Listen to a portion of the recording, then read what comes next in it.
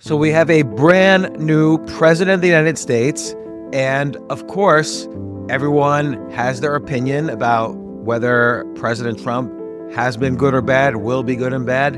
Everyone has their opinion about Biden and Barack Obama and on and on. And I'm just curious, what makes someone a good president? What makes someone a bad president? This isn't your average business podcast, and he's not your average host. This is the James Altucher Show. Obviously, we want our presidents to be moral and ethical, and we want them to be as transparent as possible with the citizens. Sometimes a president can't be totally transparent because some things are secret. Let's say there's negotiations with other countries or economic policies that are going to be implemented that nobody should know about in advance, and so on. But we want, in general, our presidents to be transparent. We want them to have some degree of courage without taking too many risks. And I'll explain what that means in some of the example presidents from history. We also want the country to grow economically, but that doesn't always happen because of one president. Like, for instance, the Great Depression started with Herbert Hoover, but it continued under Franklin Roosevelt. Was Hoover guilty of causing the Depression? Was Roosevelt guilty of continuing the Depression? I'll get to that in a second, but a lot of these things are a little unclear because it's a little unclear what the president actually does. First off, what does the president of the United States actually do? What is his job according to the Constitution? And I'll tell you, it's not a lot. Here are the official duties of the presidency. Now, it's expanded a lot since the Constitution was made, but here's how it started. Here's what the law says. First off, he's the commander-in-chief of the military, but he does not have the right to declare war. Congress is the part of government that has the right to declare war. But guess what?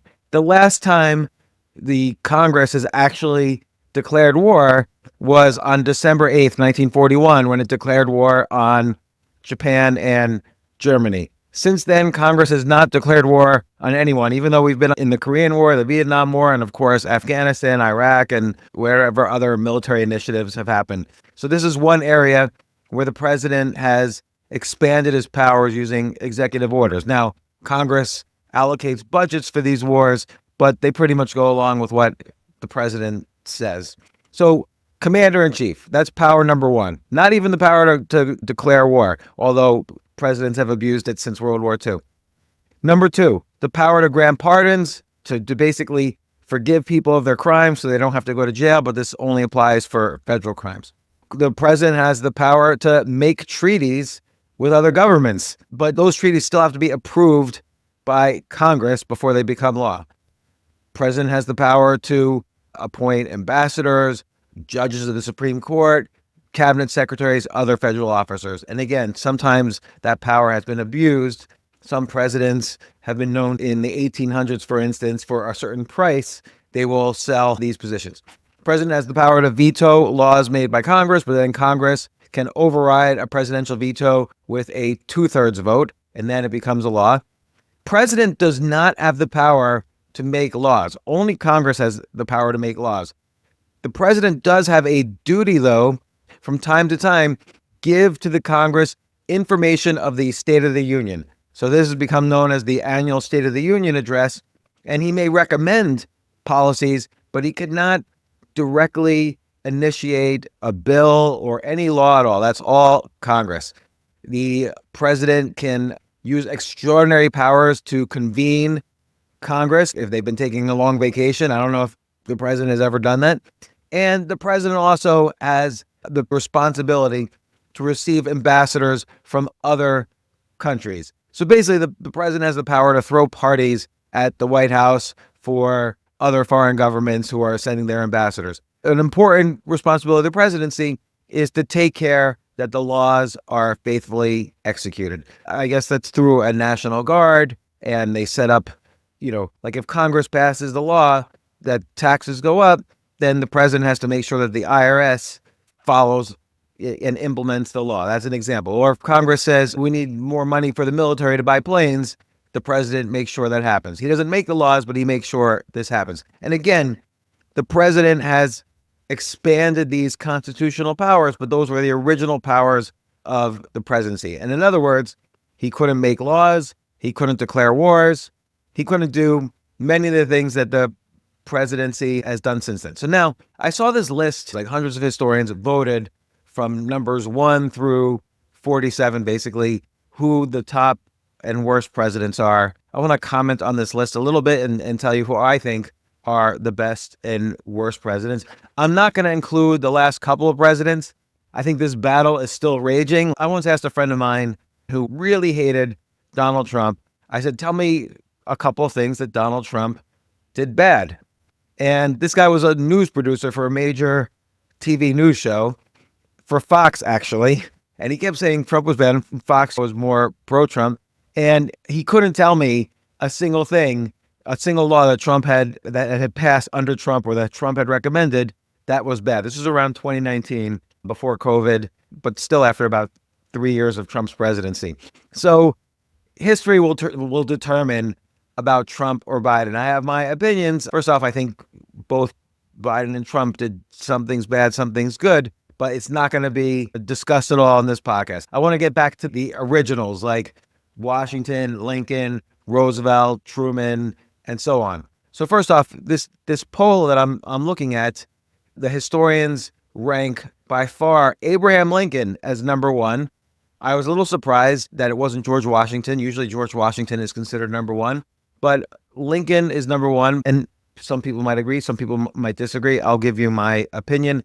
I more or less agree with this with one caveat, but Lincoln, first off, he probably, unlike more than any other president, he dealt with an extreme crisis in the U.S. I mean, the U.S. was literally falling apart. It was cut in half. The South had seceded and Lincoln went to war.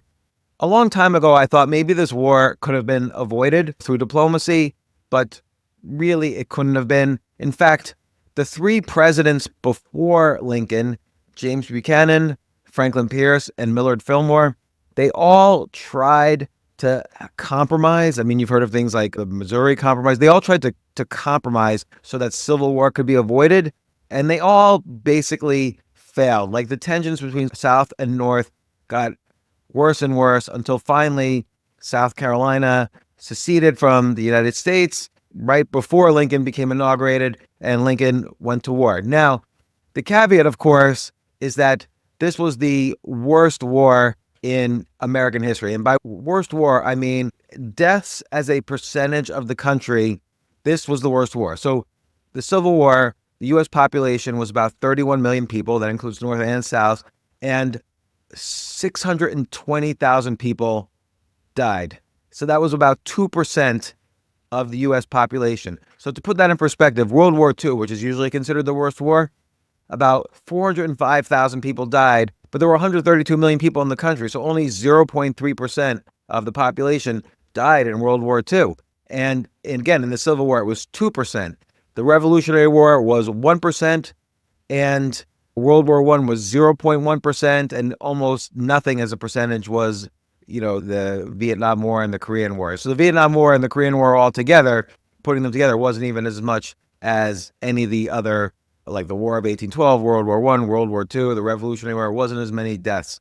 But the Civil War was by far the worst in terms of deaths in the U.S.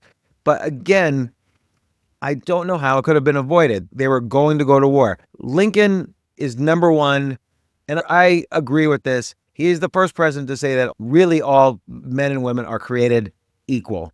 And, he did the Gettysburg Address, where he basically said everybody's considered equal, and Black citizens should be treated as citizens, and so on. And so this, of course, was a big part of what the Civil War was about. And I will say that Lincoln did a good job keeping the country intact through that war and ultimately winning that war. The other thing that's really impressive about Lincoln, which is hard to see in many other presidents, is he had what's called cognitive flexibility. He had the ability to change his mind. So, for instance, his Secretary of War, Edwin Stanton, and Stanton did an amazing job as Secretary of War. I mean, he helped Lincoln win the Civil War. It was the most important cabinet post at that time, was the War Department. So Stanton and Lincoln hated each other, hated. And the reason was in 1855, both Lincoln and Stanton were lawyers at the time, and they worked on the same case. It doesn't matter what the case was, but Lincoln was there first, and then Stanton got hired. And once Stanton was hired, he took like one look at the work Lincoln was doing, and he's like, who is this idiot? Like, this is the stupidest guy I've ever seen.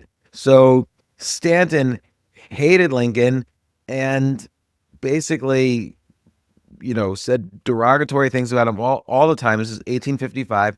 But Lincoln still attended the court case because he wanted to see Stanton was supposed to have this reputation as an amazing lawyer. He wanted to see how Stanton did the case.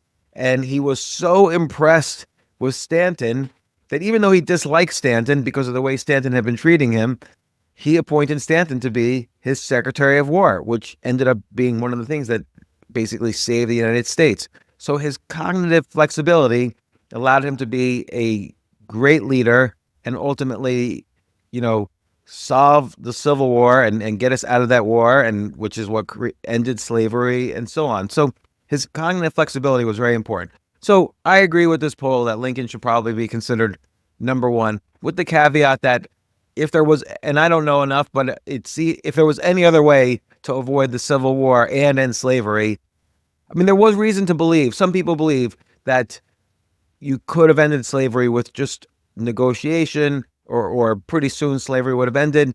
But just like in England, slavery ended, I believe, in 1832. But the thing is, the United States had farms. England didn't really have as many farms. And with the invention of the cotton gin in 1794, you needed slaves basically to operate the cotton gins to make the cotton that was then sold to the rest of the world. And this was a huge, huge source of wealth. If the cotton gin and the Industrial Revolution had never happened, maybe slavery would have ended, just like it did in England. But the cotton gin and slavery was such a huge source of wealth for the South that they didn't want to end slavery because they were all getting rich.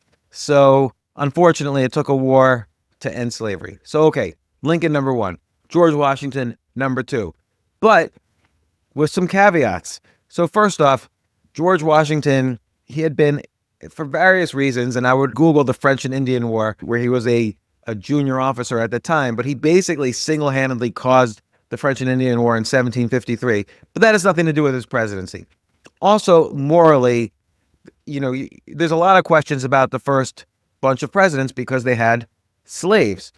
George Washington was a particularly ruthless slave owner. If you Google Ona Judge, this was a slave who escaped Washington until the end of his life. He pursued Ona Judge and tried to get her back under slavery.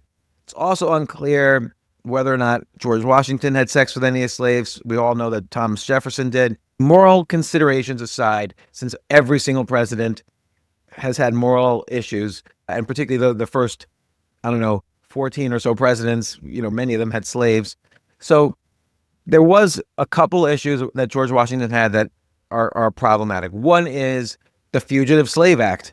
So he made it a law that if a slave escaped, even if the slave escaped into a free state, the state could not help the slave keep their freedom. So if George Washington had a slave, or if some Southerner had a slave who escaped to, let's say, Pennsylvania, where slavery was abolished, the Pennsylvanian could actually go to jail for helping that slave stay hidden from its original owner. The original owner could go up to Pennsylvania and use the law to get their slave back into slavery.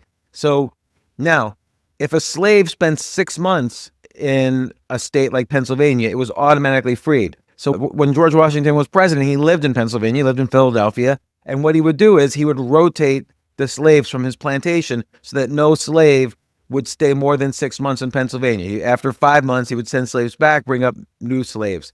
And again, the Fugitive Slave Act prevented anybody from helping escaped slaves, even in freed states. So I think this was a horrible pro-slavery act that George Washington did.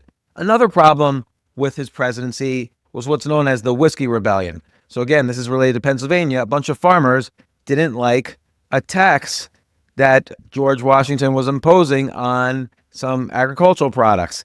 So George Washington, instead of negotiating with these farmers, he basically summoned up a pretty big militia. It was the first use of U.S. troops against U.S. citizens, and he fought back the people who were in the Whiskey Rebellion. He could have negotiated, but instead he decided to fight them and punish them. And the irony of this is the Revolutionary War started because the U.S. people were upset about an unfair tax that the British were imposing. And so they went to war in the Revolutionary War. And the same thing was happening, but Washington squashed that. So I think that's a little of a bit of a dark spot on Washington's presidency. I will say two very good things about George Washington. First off, there was some talk in the beginning of his terms that he should be called king, and he refused that. Second is he voluntarily, after 2 terms, people would have elected him again for a 3rd term, but he voluntarily said, you know what, 2 terms is enough. No man is a king. I'm retiring. And so he didn't run for president for a 3rd term. So it's one of those rare instances, I think, in the history of the world where the leader of a quickly growing empire basically stepped down and said, I'm no longer leader. And, one other little interesting fact I will say that's on the bad side of George Washington. So we all know he had wooden teeth or teeth made out of, I think it was elephant tusks or ivory. And I think when he died, he only had one of his original teeth left.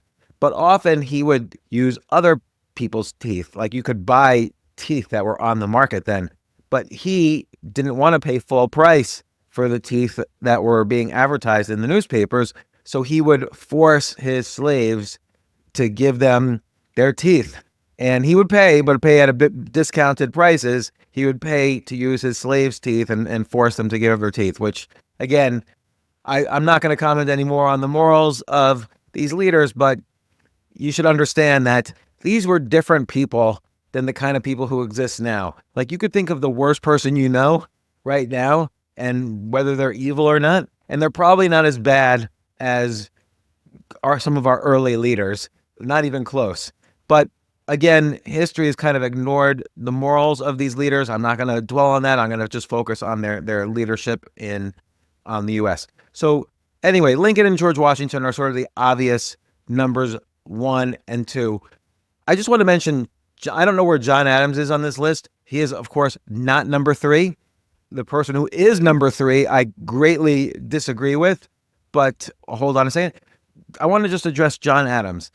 John Adams, of course, HBO did a miniseries about it. I think it was David McCullough or Ron Chernow wrote a great biography of John Adams. I forget the author now. But John Adams was probably one of our worst presidents, and he set a bad trend that is always an argument even to this day. But he made what's called the Alien and Seditions Acts. So what these acts did, particularly the Seditions Acts, it made it illegal for anybody to criticize the United States of America or the presidency. So I'll just give you an example. Something like 26 people got convicted under the Seditions Act. So for instance, there's a guy, James Callender, who wrote a book titled The Prospect Before Us, in which he called the Adams administration, quote unquote, a continual tempest of malignant passions. And he referred to President Adams as a repulsive pedant, a gross hypocrite, and an unprincipled oppressor. So Callender was living in Virginia. He was friends with Thomas Jefferson, but he was arrested and convicted in 1800 under the Sedition Act. He was fined $200 and he spent 9 months in jail. So imagine if your favorite author was convicted and spent time in jail for something he wrote about in a book. That would be, despite freedom of speech. This was a law against freedom of speech. It was ultimately Jefferson, when Jefferson became president, he got rid of the Sedition Acts. Another guy, Matthew Lyon, he actually was a congressman from Vermont, and he wrote an essay that he had written in the Vermont Journal. And this is a U.S. congressman. He accused the administration, the John Adams administration, of ridiculous pomp, foolish adulation, and selfish avarice. For that one line, he was fined $1,000 and he spent 4 months in jail. I mean, I can't even imagine if a senator now was convicted of anything, particularly convicted of saying something bad about the president. It's just ridiculous. So that one thing alone puts John Adams near the bottom. Now, the next time there was a Seditions Act, interestingly, it was under Woodrow Wilson. And we'll get to him in a second, but Woodrow Wilson also is one of the worst presidents ever. But I want to get to number 3 on this list. So again, I'm reading this article. It was in Newsweek, and it's a ranking by hundreds of historians of the best presidents and all the presidents. So number 3 for the best presidents, number 1 they had is Lincoln. Number 2 they have is George Washington. I more or less agree with those two, and I had my caveats. But number 3 is Franklin Roosevelt. Franklin Roosevelt, I think, was a horrible president. And initially, I always thought Roosevelt was a great president. He supposedly got us out of the Depression. He helped us win World War II. I will say, as a positive for him, when he did become president, I think his speech that said that the only thing we have to fear is fear itself, I think that helped calm many people down. But there are some things that Roosevelt did that were very, very bad. First off, let's note that the Depression, which started in 1929, but when Roosevelt became president in 1933, the Depression continued all the way through 1940. So was it Roosevelt's fault? Again, economic depressions and recessions are very complex, and no one person can take the blame. And, there were periods in the Depression where the economy was doing okay, but then in 1936, 37, there was a recession that really cemented the Depression for the next few years. But there are several issues that I have with Roosevelt. First off, outside of the Depression, we'll get to the Depression in a second. I don't like how Roosevelt at one point tried to stack the Supreme Court. So, as you know, there's 9 judges on the Supreme Court. I think he tried to make them 16 so he could appoint enough new judges to basically rubber stamp any law that was passed that he approved of. So, or make any law unconstitutional that he didn't approve of. So this was a gross misuse of the powers granted him by the Constitution. He basically tried to be a king. And not only from that, but let's not forget, he ran for a 3rd term and a 4th term, the only president to have done so. And in fact, people, of course, they elected him. We were in a time of war and depression, so people wanted things to continue. And his opponents were very weak candidates.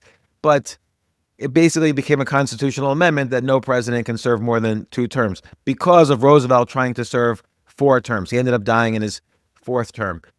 Let's not forget that at the beginning of World War II, basically in 1942, he made an executive order. So again, this was not something that was passed by Congress. He made an executive order that basically about 120,000 Japanese Americans should be put into camps.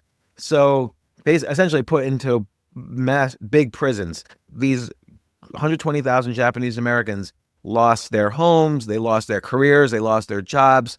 Other than slavery, this is like one of the worst violations of civil liberties in U.S. history. By the way, a lot of people would argue that we weren't sure about the loyalty of many Japanese Americans. A lot of these Japanese Americans were even volunteering to go to the war for the U.S. But also, I will note, we did not do the same thing for Germans. It's not like anybody even thought about imprisoning Germans. It was only the Japanese Americans. And then finally, I want to deal with the New Deal, which one way that Roosevelt thought he could get us out of the Great Depression was by starting a lot of government programs to basically hire people, and this would reduce unemployment. But I don't necessarily fault him for thinking that. It makes sense, but people should understand that there's only so many dollars in the economy. And it's true that right now the U.S. is known for printing up a lot of money very quickly, like we did during COVID and in 2009. But in general, there's only so many dollars in the U.S. economy. And every dollar is either controlled by the private sector, like innovative and entrepreneurial businesses, or it's controlled by the government. And the government is not as efficient at allocating money as the private sector. If you're starting a company, you're very careful about how you spend money. You hire very high qualified people and you pay them appropriate salaries, and you spend money carefully. You spend money on things that are valuable to your business so you can grow your business and so you can make a profit. The reason you want to make a profit is so you grow by hiring more people and buying more equipment and so on. So money spent by the private sector typically grows the economy. And you just have to compare the U.S. to the Soviet Union, the old Soviet Union from 1920 to 1990 to see the differences between a capitalist-run economy and a communist-run economy. So the more money that the government controls, the less efficiently it's allocated, because the government doesn't necessarily care about the quality of the people that they hire. It doesn't necessarily care about the quality of the products they produce, and it doesn't necessarily care about the prices they charge for products. Also, Roosevelt, in the New Deal, insisted on high wages, which is great, but it made many privately run businesses go bankrupt because they couldn't pay these high wages, these minimum wage laws. So again, this is not an argument right now for minimum wage or not minimum wage. This is specifically applying to what happened in the 1930s during the Depression, and this happened under Hoover as well. The Federal Reserve raised interest rates during the Depression. Why would you do things that hurt the economy when the economy was already hurting? It's because people didn't really understand what economic policy does that much. But the other thing, Roosevelt did raise taxes to basically tax the rich with the idea to fund the New Deal, which he thought was going to help the poor. But what ended up happening is when you raise taxes, the people who are most responsible for hiring other people, they basically went broke, or they couldn't hire as many people. And again, I am not arguing for anything. This only applies to the Depression in the 1930s, but it was a bad idea to raise rates in the middle of a depression because it transferred money from the private sector to the government. And we know that the private sector allocates money better than the government. So FDR, I think, not only had one of the grossest violations of civil liberties, not only increased the pain during the Depression and probably extended the Depression, but also we didn't enter World War II for a long time. World War II started a couple years before we actually entered it. And it's unclear we really needed to be in World War II. That is a story much more complicated. I don't really know the answer. Perhaps I'll do a podcast later on this, but I only want to comment on things I know about. So I'm not saying the World War II, the U.S. involvement was Roosevelt's fault, but I think these other things like trying to extend his power almost to like that of a permanent president or a king, the Japanese-American internment, and I think he was a net negative on the Great Depression. So I do not think he is number 3. Number 4 on this list is Theodore Roosevelt. Number 5 is Dwight Eisenhower. I think those are much more complicated issues. But number 6 is Harry Truman. So number 6 I have a problem with. A lot of people say Harry Truman was a great president and underrated. And here, again, David McCullough wrote a great biography of him. I think Truman does have a lot of great aspects of him. But he did get us into the Korean War. I think the Truman Doctrine, which is the idea that, hey, we're not going to let communism spread anymore. I think the Truman Doctrine got the U.S. into a lot of trouble, particularly when it was used to justify the Vietnam War. Again, it's a complicated issue, but I will note that these weren't wars declared by Congress. The real issue I have with Truman is that he dropped atomic bombs on Hiroshima and Nagasaki at the end of World War II. And I know this is a very complicated topic. So Truman's point is that he thought that if he did not drop atomic bombs on Hiroshima and Nagasaki, then 1 million more U.S. lives would be lost in the attempt to take over Japan. Now, I will note that in all of World War II, in both the Pacific and Europe, 400,000 American lives were lost, nowhere close to 1 million, and that was several years of war. But I don't think 1 million people would have died taking over Japan unless Hiroshima and Nagasaki happened. So first off, Truman there would have been 1 million deaths if we didn't drop atomic bombs on Hiroshima and Nagasaki. Truman used that later to justify why he did it. Even a lot of other officials said it would have been much lower. Another member of his cabinet said there would be around 250,000 deaths. Even that number, I think, is high. Dwight Eisenhower, who was the general of all the armies at the time, said the number would be much, much smaller. And part of the reason was Japan was already about to collapse. Don't forget, Japan is a small island. So we had surrounded Japan. and there was a naval and air blockade, so they couldn't get supplies. They couldn't move really. Japan was about to collapse as a society in August of 1945, which is when we dropped these atomic bombs. And Russia, sensing Japan was going to be so weak, Russia on August 6, 1945, declared war against Japan, and they were about to invade Japan. Japan would have surrendered. And part of Truman's worry was that he didn't want the Japanese to basically be taken over by Russia and be a communist country. He viewed communism as a threat to the U.S.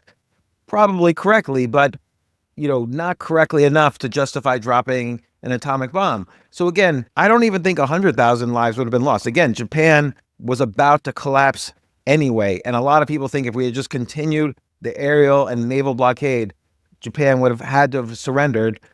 But even despite that, Russia was already on the border of Japan and was about to invade. So, boom, there's no reason to think that 1 million lives would have been lost, not anywhere close to that. Second, these bombs were dropped on civilians. Typically in war, you try to limit the violence on civilians. So the deaths between Nagasaki and Hiroshima, we're talking about close to 200,000 to 250,000 deaths from those atomic bombs. And that's not even counting all the many people, maybe up to 1 million, who died from radiation-related sicknesses. It's not to mention all the buildings collapsed and businesses destroyed. There's all these lost records. We don't really know how many people died. So the real reason that Truman dropped these bombs was because he didn't want the Russians to take over Japan. And maybe this is even more important. B, he wanted to simply show the world what the U.S. could do. It was like, oh my gosh, the U.S. has this new toy. Let's use it and get everybody scared. I mean, even a lot of the Los Alamos scientists, including Robert Oppenheimer, were skeptical about actually using the bomb because it was so dangerous. So I think there's a racism component here. Like, why not use the atomic bomb in Europe? Well, people in power viewed the Europeans more like themselves and the Japanese as the other. And so it felt like it made more sense to drop it on Japan, just like it made sense for them to put in prison camps the Japanese Americans. So I think this was a horrible thing. And while you can't judge a presidency on just one thing, this was such a big, impactful thing on the entire 20th century that I fault Truman for it. I also don't like the Truman Doctrine that got us into Korea and then eventually was used to justify Vietnam. So I think he was a horrible president. I don't think he deserves to be ranked so high. People rank him high because they think he ended World War II. World War II was ending anyway. Europe had already collapsed and Japan was about to collapse. So World War II was not going to go on much further. Sure, some more U.S. soldiers' lives would have been impacted, but certainly not 1 million, and certainly not even the 200,000 civilians that ended up dying in Hiroshima and Nagasaki. So Truman does not deserve to be number 6. He's much lower on the list. JFK is listed as number 8. Who knows? He was president for 1,000 days. The Bay of Pigs was a horrible thing that happened under JFK. He flip-flopped a couple of times on different issues, including civil rights. A lot of the popularity of JFK, as discussed on a prior podcast, was from the fact that he was assassinated. Woodrow Wilson is number 11. This is probably the biggest mistake on this whole list. First off, in the last 2 years of his presidency, Woodrow Wilson in 1919 had a stroke. His stroke incapacitated him. And his wife, Edith, and high-ranking members who even knew about his stroke refused to tell the public or even Congress that he was completely incapacitated. You ever see someone who had a stroke, a bad stroke, who basically is paralyzed and can't talk?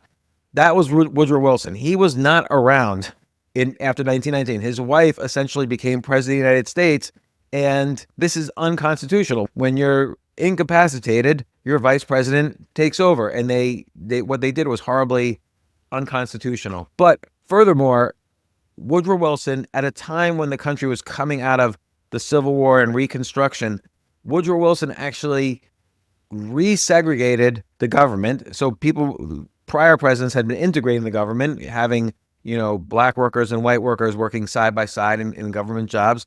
But Wilson resegregated it, separating blacks and whites and saying that the races will get along better that way. And again, views about racism people didn't really understand, but I'm not forgiving him for that.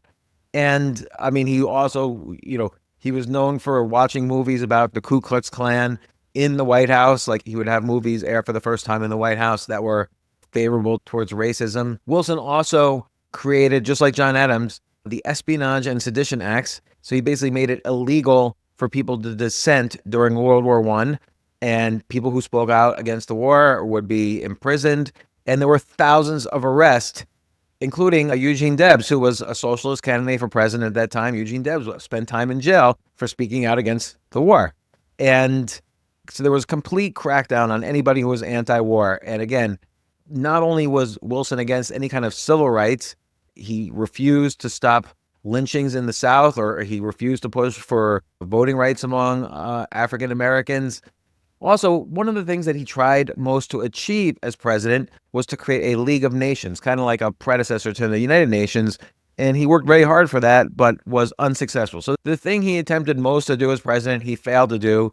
And other areas of life where people were making progress, like civil liberties, he reversed. Also, one thing that a lot of people don't really know is that during Wilson's presidency, the 16th Amendment was ratified. The 16th Constitutional Amendment was ratified, which basically gave power to the federal government to impose an income tax. There was never an income tax before this. Well, there was during the Civil War, but it was only temporary. Lincoln created an income tax, but he got rid of it right after the Civil War. So Wilson was the first person to impose an income tax. And it's a very interesting lesson. Federal income taxes basically range from 1% to 6%. So that seems very small. And very few people actually, since the income tax was progressive, meaning it depended on your income, the more income you made, the higher percentage income tax you had. And 6% was the highest rate and 1% was the lowest rate. Even though taxes seem very slow, this is a very interesting phenomenon, which is that this is the slippery slope phenomenon, which is that once you give somebody a power to do something, with the exception of Lincoln getting rid of the income tax, they're never going to really slow down. So it's very rare for presidents to cut taxes. And Wilson, just by starting an income tax, ultimately led, like within 40 years, by the time of JFK, income taxes were there were some taxes that were almost as high as 90%. So you have to be careful whenever you start taking things. Now, don't forget, the reason there had to be a constitutional amendment to allow the government to institute an income tax was because it wasn't in the Constitution. And in the Constitution, there's property rights. People have the right to their property. And if you take people's property, that's anti-constitutional.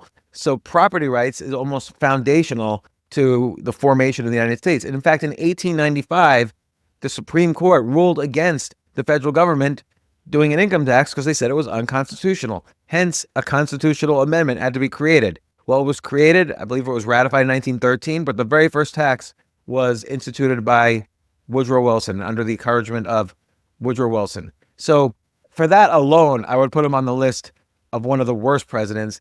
I can't for the life of me understand why a group of historians has made him number 11 when he was basically racist, pro-war, and against civil liberties. He didn't want women to vote, which he had to basically stop being president before women could vote.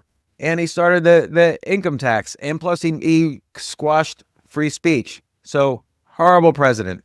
These are kind of like my main disagreements with this list. Like when they list somebody, okay, they list Grover Cleveland as number 23, Ulysses S. Grant as number 22, Jimmy Carter as number 26. And look, Jimmy Carter just recently passed away. He did some good things. His making peace between Israel and Egypt was an amazing thing that he did. He negotiated with the Soviet Union to stop building nuclear weapons, although that had to be renegotiated many times. And he was generally considered to be a good guy. But I will say he was weak in terms of the Iranian hostage crisis and weak in terms of the coal miner strike.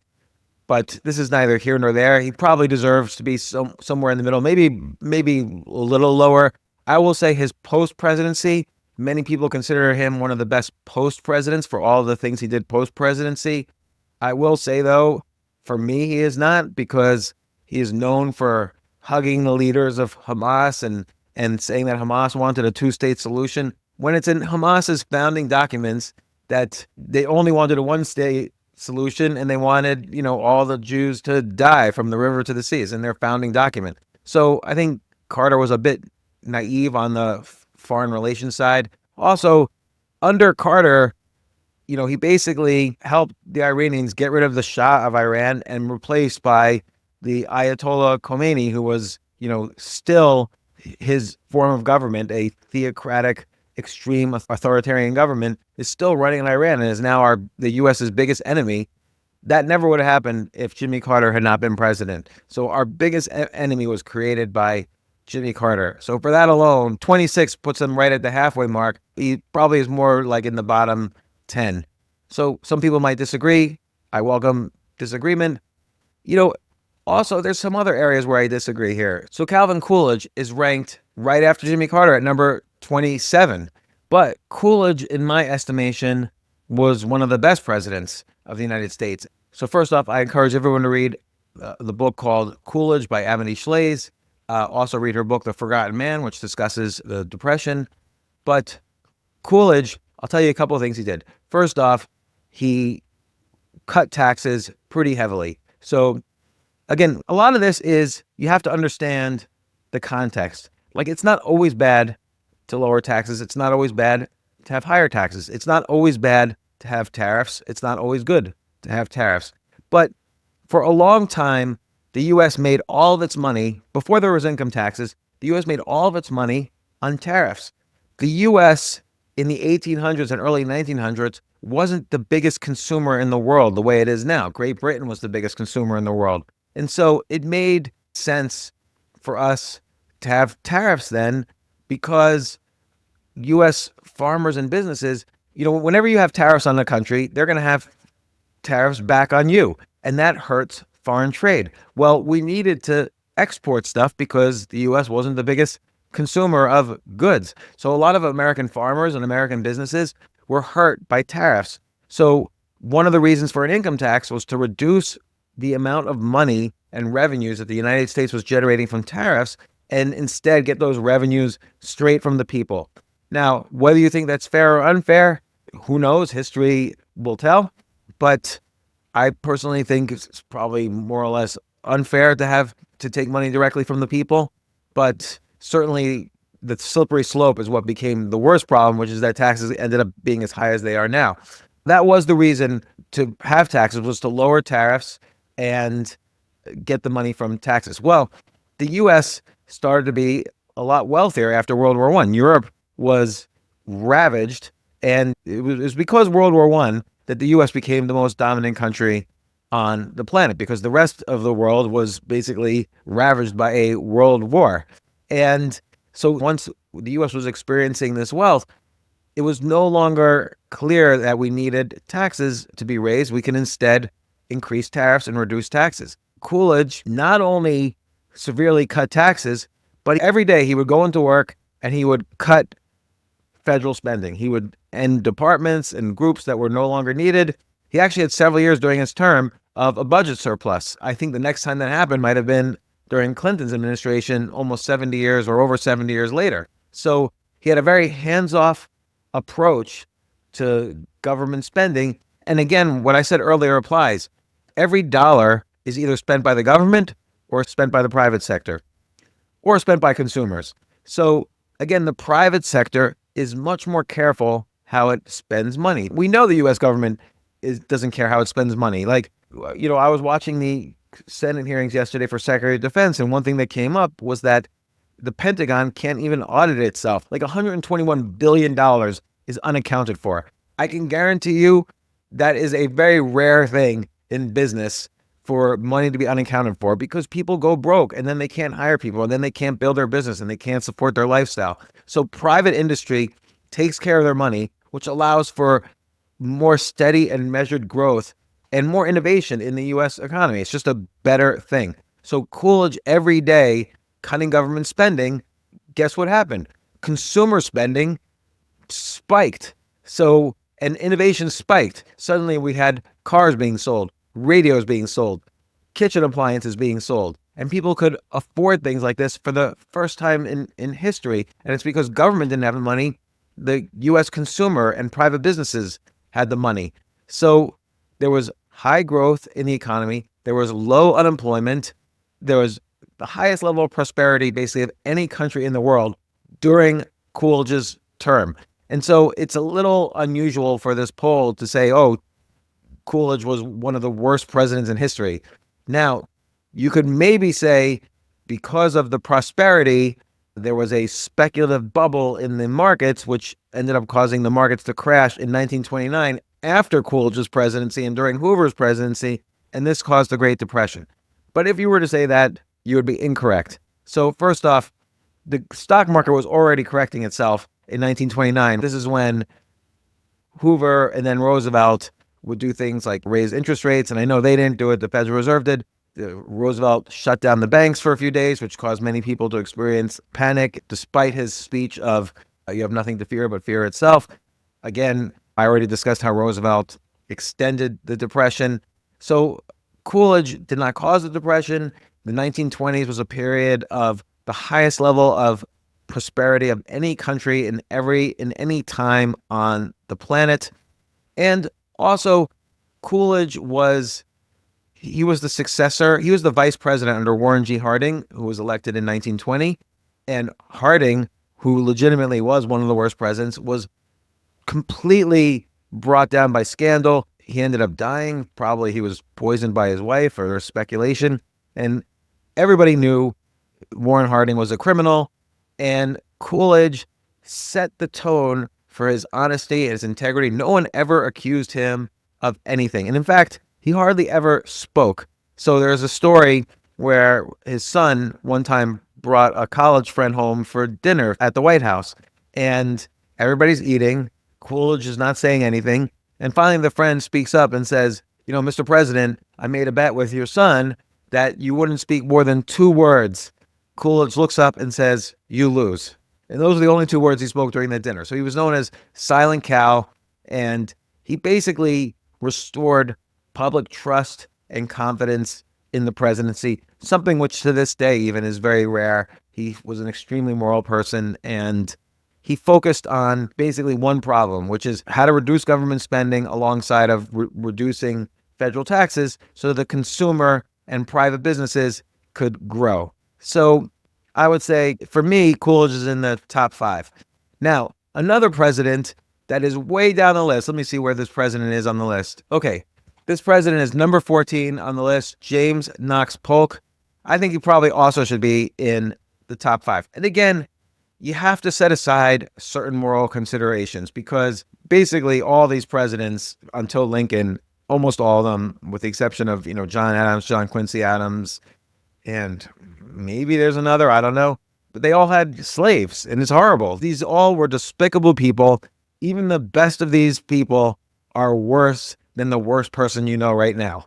But just in terms of leadership, James Knox Polk, you could even argue, if you leave out Lincoln and George Washington, are almost like mythical figures in the U.S. presidency, James Knox Polk is probably the 3rd best president in U.S. history. First off, most people don't even know who James Knox Polk is. You hardly learn about him in school. He was the 11th president of the United States. He served from 1845 to 1849. He was elected in 1844. And this was a tumultuous time in American history.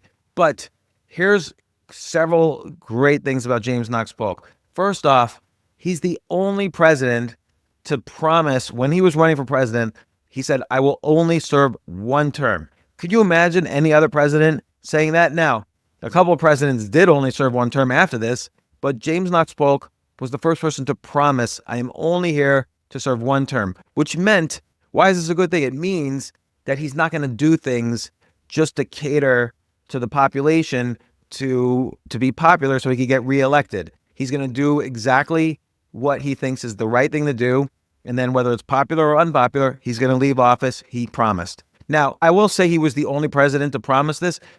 There is another president who sort of promised this, Rutherford B. Hayes, who was elected in 1876. The only reason Rutherford B. Hayes promised this was because Rutherford B. Hayes, I've talked about this on a prior podcast. Rutherford B. Hayes in 1876 lost the popular vote and lost the electoral vote, and then made shady deals in the House of Representatives to get the House of Representatives to elect him as president. This was the most criminal election in U.S. history, and without a doubt. And so in order to kind of secure these shady deals that got him to be the presidency, he said, okay, I know I'm a bad guy. I'm only going to serve one term, but I really want to be president. So he also promised, and he lived up to his promise, but James Knox Polk did it for the right reasons. So I'm going to say James Knox Polk is the only president to promise to and live up to the promise to serve only one term. He also said he has clear objectives for his presidency. He said he's going to reduce tariffs. He's going to start an independent treasury system. He's going to figure out the Northwest territory of the U.S., and he's going to acquire California and New Mexico from Mexico. So while he was president, he reduced tariffs. He passed something called the Walker Tariff in 1846, to significantly reduce tariffs. Why was this important? Because remember what I said earlier, this was huge for the South and the West, where farmers and planters basically wanted to trade with other countries, but there were high tariffs all around, so they couldn't trade with other countries. So by reducing tariffs at this time, and again, this applies to this specific time where the U.S. wasn't the biggest consumer in the world, but it really wanted to be a bigger exporter to increase the wealth of the U.S.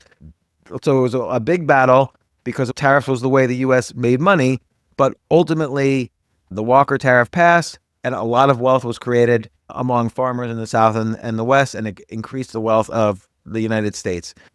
Second, in terms of territory, James Knox Polk wanted to expand the U.S. all the way to the ocean and as north as possible. So he basically negotiated the Oregon Treaty with Great Britain in 1846 and was able to get Oregon, Washington, Idaho, Montana, Wyoming, all for free. He didn't pay anything for it.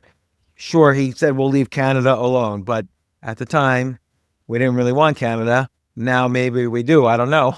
Well, when combined with Polk's other acquisitions, he did more to expand the United States than any other president. I'll go over the numbers in a second. And so with Mexico, he basically paid $25 million to get California, Nevada, Utah, Arizona, New Mexico, Colorado, parts of Wyoming. That was all part of Mexico. Now, the downside of this was there was a war between Mexico and America to get these things, but he did pay $25 million for it. The war was going to happen anyway. There was already a lot of fighting on the border.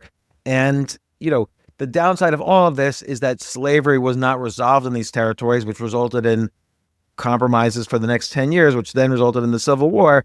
But ultimately, it was a good thing that the U.S. expanded all the way to the West Coast. There's a reason why the U.S. has never been really attacked by another country, is that where would you attack it? The U.S. goes from the Atlantic Ocean to the Pacific Ocean. Yes, there's a border in the north with Canada and a border in the south with Mexico, but for the most part, these have been allies and friends of the U.S., so there's no real way to attack the U.S., and it's because James Knox Polk extended the U.S. borders from one ocean to the other.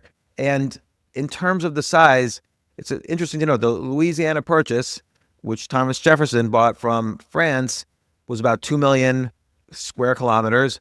But between Oregon and what we got from Mexico, we're talking a little over 2.3 million square miles.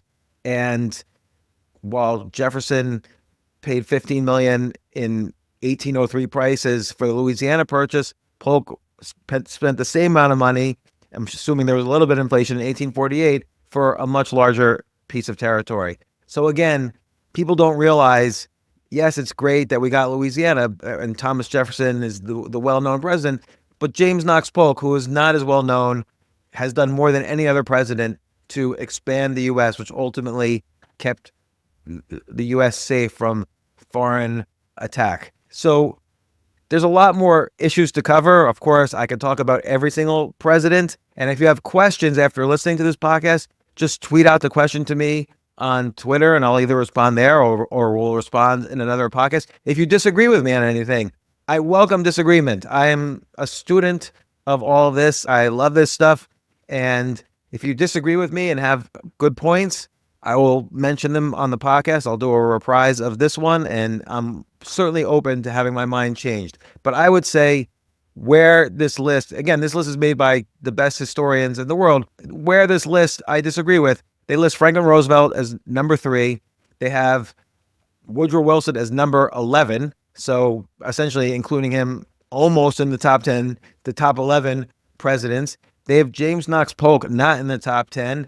They have Calvin Coolidge as one of the worst presidents. I mentioned this. They have FDR as one of the best. Probably the only thing I really agree with, they have James Buchanan as the worst. James Buchanan was the president right before the Civil War. Probably the Civil War tension was so high. Probably it's because he was basically a useless president. They have Warren Harding near the bottom. That is appropriate. They have Jimmy Carter a little too high. They have Herbert Hoover too low. I don't really blame the full depression on him. And I'm not going to say more about recent presidents. I have my own opinions. If other people want to share their lists of recent presidents with me, they can. So in summary, I would say my top 4 presidents are Lincoln, George Washington, James Knox Polk, Calvin Coolidge, and it's on the latter 2 that I greatly disagree with this list. And to be honest, I kind of think most or all the other presidents of the United States have been horrible people and horrible leaders.